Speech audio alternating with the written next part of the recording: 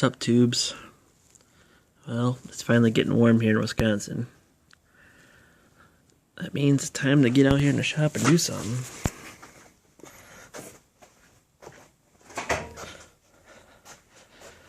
Well, not quite warm enough to work on this pig yet, but that day's coming soon.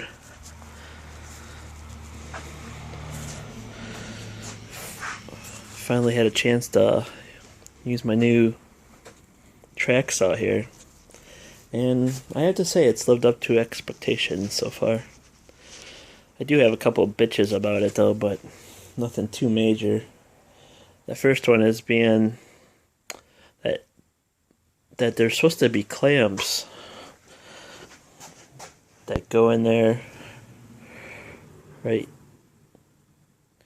here to help hold it down to the workpiece, and I didn't realize at the time, but the set I bought that had, well, the regular saw and the 55-inch track also had this track too, so I assumed that it would come with clamps, but you know, like a lot of things these days, it doesn't come with the extra bullshit. But I guess that isn't too bad. It does a pretty good job of gripping to the board, just setting it on there like that. Last Friday I was able to get a sheet and a half of 3/4 ripped up pretty quick, and with pretty good accuracy, I might add. I'm really impressed at how much easier it is to do it this way, as opposed to, well, this is my old way of doing it. Basically, just another sheet of plywood I had here with a straight edge I cut into it, just using a plain old circular saw. I mean, this is a nice saw and everything, but trying to keep a board straight for a decent amount of time kind of sucks. I mean, as you can see here, I think I made this board last year and it's already looks like a fucking banana right now. And I don't know if you can tell, but it even warps this way a little bit too. And so it's a good thing I bought this, because this was no good anymore anyhow. But I don't know, I get a lot of moisture in my garage here, and it's kind of one thing you're always fighting all the time. And I guess the second bitch I have about this thing is it's a 102-inch track, which I know it's only 6 inches longer than your standard 4x8 sheet of whatever. But it's about all you can do to get it so you have a full swing of the blade and not come off the track at all. As it is, if I want to get this very lower corner here, because the saw sometimes misses, I have to come off the track about like that, which is just past your little adjustment knob back here. And down here, well, I have it set for, I have a pencil mark here, so I know where to line it up all the time. 1.5 inch overhang, which seems to be good. I might try going down to an inch overhang here and see if it still cuts good here and on that corner. But you know that's something that they should tell you in the instructions, maybe how to properly, or already have it marked down here where the track needs to be in relation to the board to get a perfect cut and not come off the track like that. I mean, it's staying pretty accurate doing it, but I don't know, in my opinion, you shouldn't have to do that.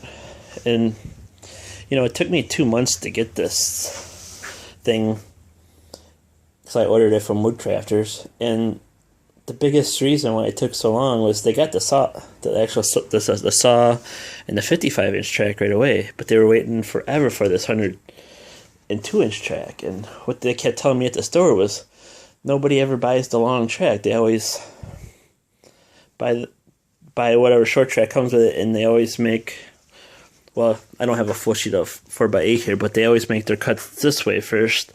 And to me, that's just stupid. I mean, you're wasting a lot of material if the only cuts you can cut first are like this. It's not very productive in my mind, but I know if you're just doing this as a hobby, maybe you don't cut as much as I do. maybe that's fine for you, but I don't know.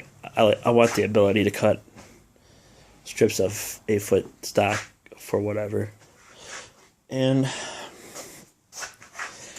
one thing I do have to justify here is, you know, a lot of guys, they were bitching about how hard this was to set up, and I do have to kind of agree.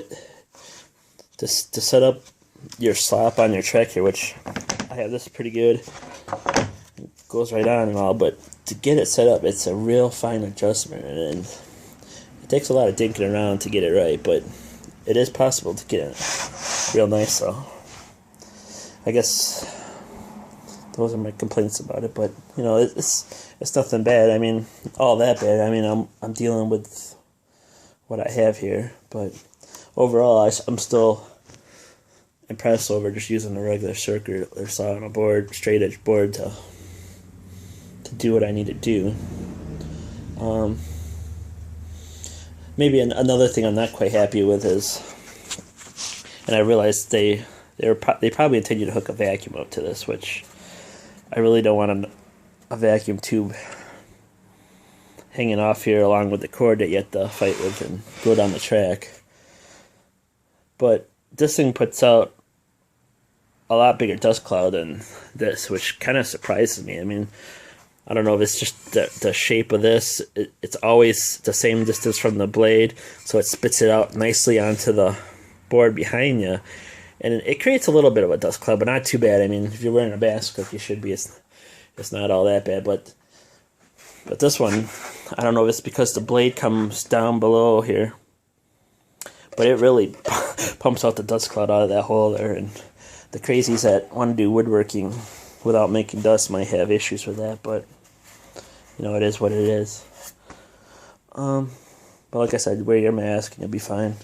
It's just, you know, with that's all there. If I wanted to do a cut or two and not have to put a mask on it, it was usually no problem, but this definitely put a mask on every time, because you're going to be sucking up some dust for sure. But yeah, I just wanted to do a little update on, now that I've gotten to use it, my thoughts on it, and I definitely think it was worth the investment. And we'll see you next time, guys.